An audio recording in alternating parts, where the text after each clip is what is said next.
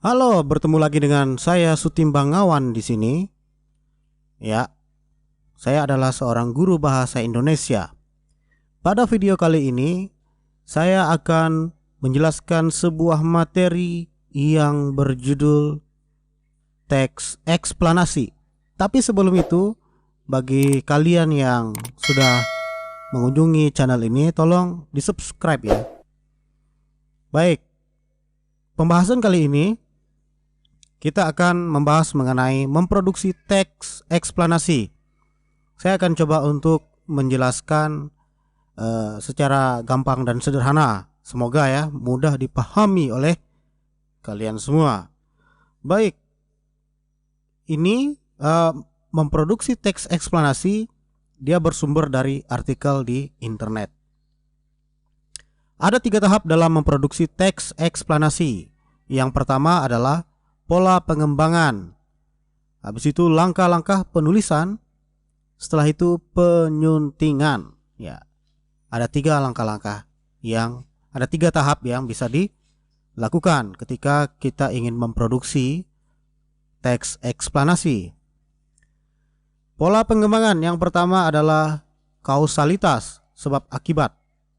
Dan yang kedua adalah kronologis atau proses.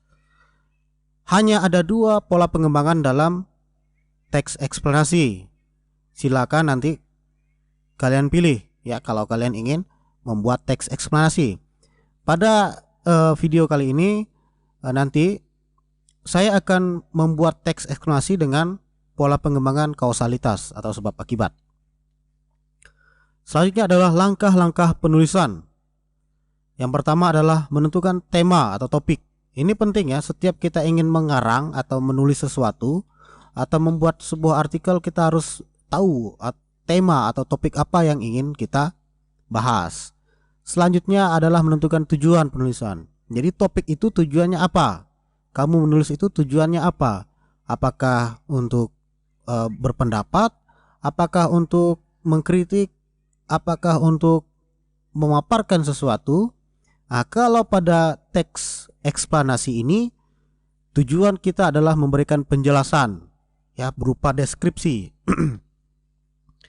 Kemudian adalah mengumpulkan data dari berbagai sumber. Dalam teks eksplanasi yang kali ini akan kita bahas, datanya atau sumbernya berasal dari internet. Baik itu dari website atau artikel-artikel yang relevan dengan topik yang akan kita bahas. Selanjutnya adalah menyusun kerangka. Menyusun kerangka ini untuk beberapa anak-anak, untuk beberapa orang sangat sulit ya. Kali ini kita akan coba untuk menyusun kerangka dengan cara yang mudah atau gampang menurut saya. Setelah itu adalah mengembangkan kerangka menjadi sebuah karangan yang utuh. Penyuntingan ini adalah langkah-langkah dalam menyunting. Pertama adalah membaca kalimat demi kalimat secara teliti. Digunakan untuk menemukan kesalahan yang terjadi pada penulisan teks eksplanasi. Selanjutnya adalah membenarkan kesalahan yang terjadi pada penulisan teks. Selanjutnya memeriksa keterpaduan paragraf untuk menemukan kesalahan. Terakhir adalah memperbaiki keruntutan paragraf yang tidak tepat. Jadi bisa saja dalam kalian membuat kerangka karangan itu susunan paragrafnya berubah ya. Misalnya nomor 1, 2, 3, bisa jadi nomor 3 adalah paragraf pembuka, lebih cocok ke paragraf pembuka begitu. Baik. Jika kita berbicara mengenai teks eksplanasi, maka yang menjadi konsistensi atau yang menjadi perhatian kita adalah fakta ya kan. Teks eksplanasi lebih cenderung memaparkan fakta-fakta. Oleh sebab itu kita harus tahu fakta itu apa. Menurut KBBI, fakta adalah hal, keadaan, peristiwa yang merupakan kenyataan, sesuatu yang benar-benar ada atau terjadi. Ciri-cirinya adalah menampilkan data yang akurat, baik itu berhubungan dengan waktu, tempat, atau jumlah. Selanjutnya bersifat objektif atau dengan kata lain kebenarannya diakui oleh halayak, ya kan? Kebenaran umum. Itu bisa menjadi pertimbangan bahwa sesuatu dapat dikatakan sebagai fakta.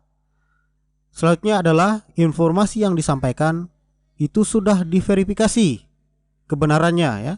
Bukan mengatakan sesuatu adalah fakta tapi informasinya tidak bisa diverifikasi.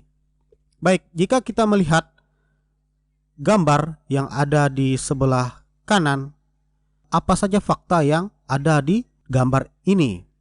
Maka pertanyaan yang bisa kita utarakan adalah, yang pertama adalah apa? Apa yang ada di gambar ini? Pertama ada telur. Selanjutnya ada tangan. Selanjutnya ada dinding bata.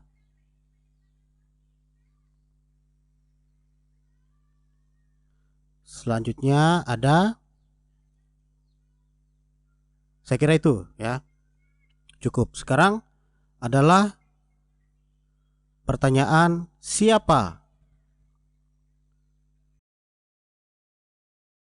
Siapa yang ada di gambar atau di foto ini? Karena di sini tidak menampilkan seseorang, maka pertanyaan siapa itu tidak bisa dijawab.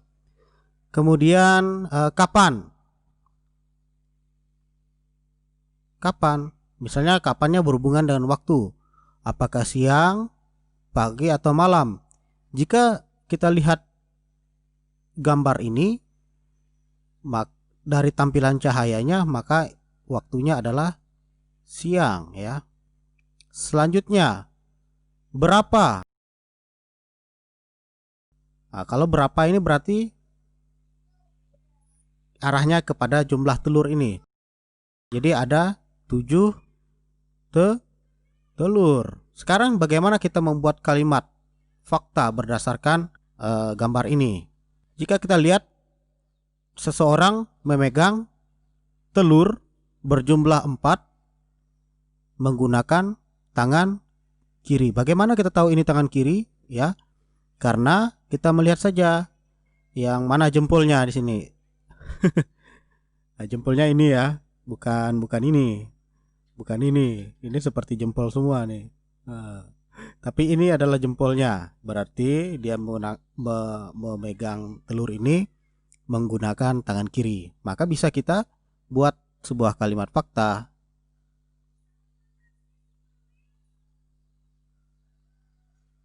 Seseorang. Kenapa seseorang? Karena tidak tahu jenis kelaminnya. Maka kita sebut seseorang. Seseorang memegang 4 telur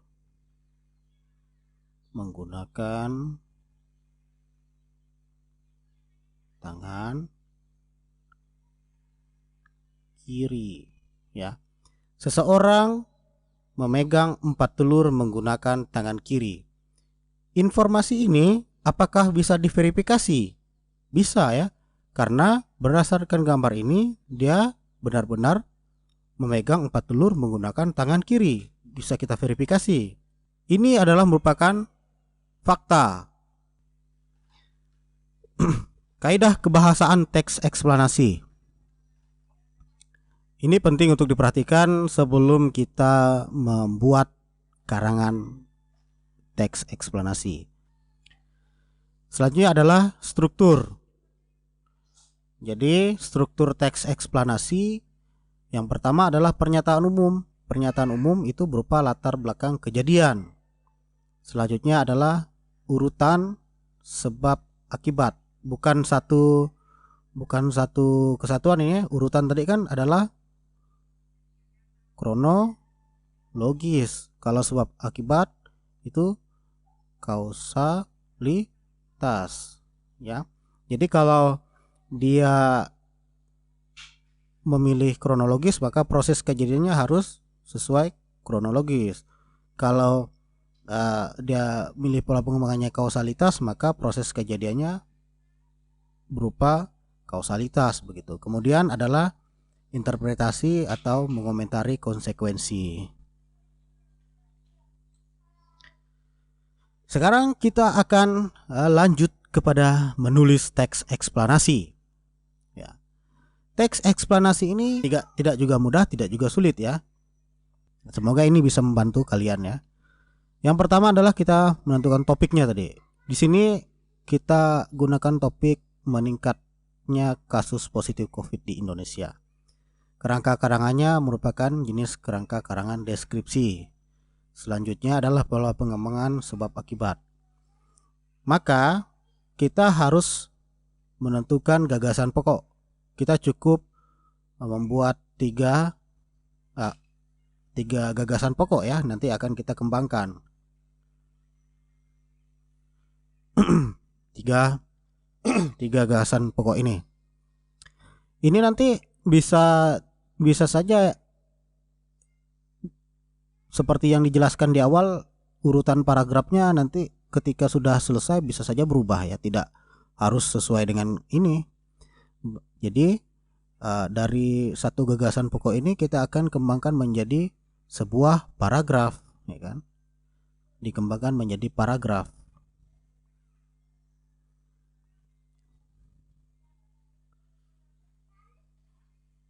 Berarti kita harus mencari data yang mendukung dari gagasan pokok ini sebagai data penjelasnya. Apa-apa saja data yang mendukung penyebab peningkatan jumlah positif COVID-19. Data-data ini harus data-data yang berupa data-data fakta ya, empiris. Bukan sekadar opini, karena teks eksplanasi lebih ke rupa karangan deskripsi yang menyampaikan atau menjelaskan fakta-fakta. Baik, kita lihat untuk gagasan pokok nomor 1. Di sini saya tulis paragraf 1. Jadi dari sumber ini sumber bisa kita cari di internet ya. Ini lamannya, linknya. Kalau kita buka ini maka akan keluar linknya. Jadi yang diambil adalah lamannya ditampilkan, begitu maksud saya. Jadi ya cukup kita ambil poin-poin penting. Di sini ada 2 poin penting dari link ini. Selanjutnya dari link yang ini kita dapat adalah ada 2 poin. Poin-poin ini bisa digunakan, informasi ini bisa digunakan di paragraf yang lain ya, kalau memungkinkan. Jadi tidak tentu dia harus di paragraf ini, karena bisa jadi tidak sesuai nanti setelah kita kembangkan, kita sunting, bisa jadi informasi data ini tidak sesuai, bisa jadi sesuai di paragraf yang lain begitu. Selanjutnya adalah data peningkatan, sumbernya dari laman covid19.go.id, yaitu tentang peta sebarannya. Ini kan coba kita buka.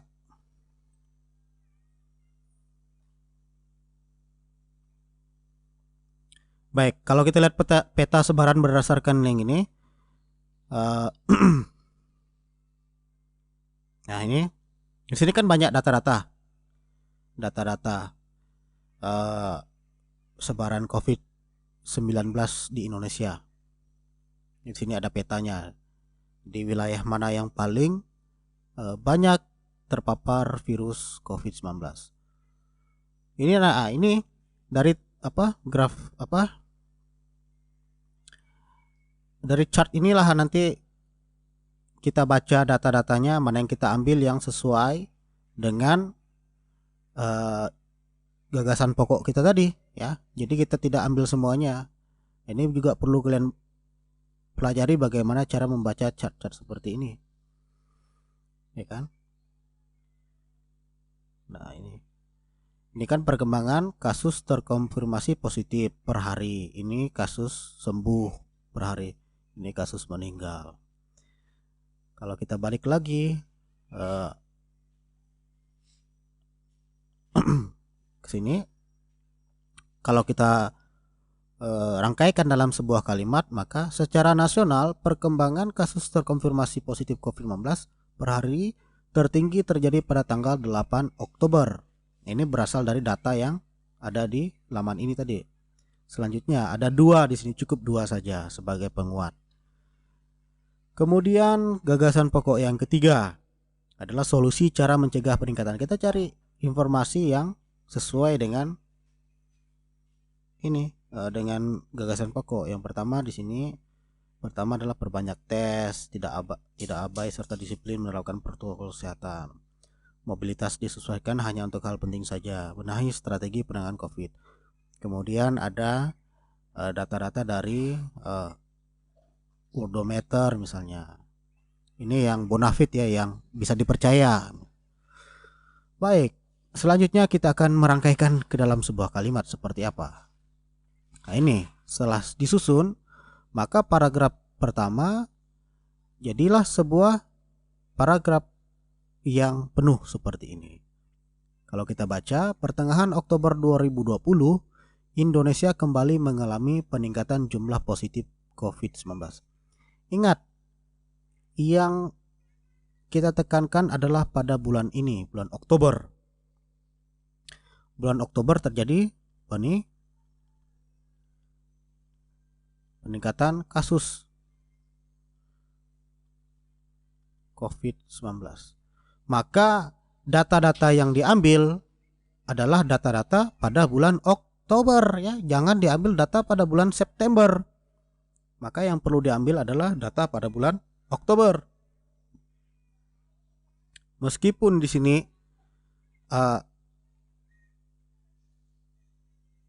ada bulan September, tapi ini sebagai acuan dari informasi testing pada bulan Oktober ya, supaya kita tahu berapa jumlah testing yang dilakukan dalam 1 bulan oleh pemerintah Indonesia. Ternyata jumlah testing yang dilakukan dalam selang sebulan adalah berjumlah 41.541 testing di Indonesia. Selanjutnya, karena tadi kita sudah pada paragraf pertama sudah sampaikan latar belakangnya, sekarang kita jelaskan pada paragraf kedua data-data yang terjadi pada bulan Oktober itu. Jadi fokus kepada bulan Oktober 2020. Di sini dipaparkan ya, dipaparkan atau dideskripsikan data-data yang mendukung. Jadi antara paragraf 1 dan paragraf kedua itu harus berhubungan. Paling tidak jangan sampai ada perbedaan pemaparan ya. Di sini pada paragraf 1 kan lebih fokus kepada penyebab. Yang kedua adalah data. Paragraf ketiga adalah solusi. Solusi. Jadi berdasarkan jumlah tes COVID, tes PCR tuh,